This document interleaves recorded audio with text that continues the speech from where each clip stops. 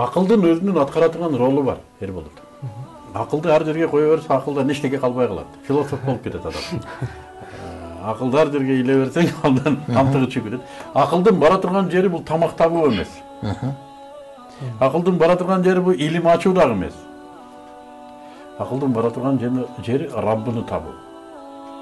Мына аламда Аллах субхану ва тааланын изин табуу. Жана Аллахка иман келтиргенден кийинки иш ушу жүрөктүн иши. Аллах айтты, бүттү кылуу, итаат кылуу. Акылга салыш ашыкчалык кылат. Чочкону арам деди, аны микроскоп менен изилдеп не кыласың? Андан не пайда? Арам бүттү. Аракты арам деди, мынча грамм пайда экен, мынча анын эмне кереги бар? Арам деди, бүттү. Мисалы өкүмдөргө келет. Акылдын иштеле турган жери устаз айтып аткан Ибраһим алейхиссалам акылды каерге иштетти? Аллахты табууда иштетти. Мына мен бир ошо сира маселесинде кенен эле жайылган бир окуя.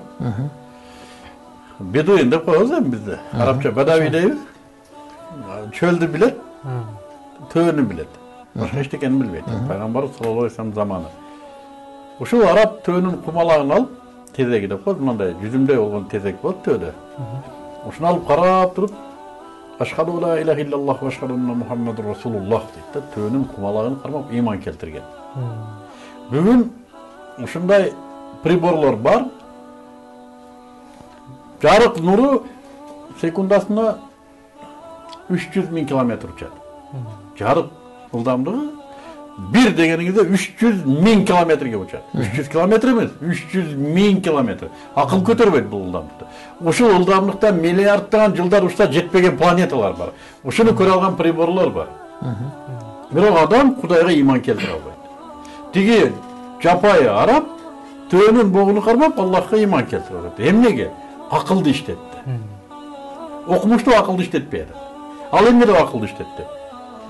Муногу кумалак төөнүн бар экендигине далил деп алат. Төө болбосо муногу кумалак кайдан жаралды?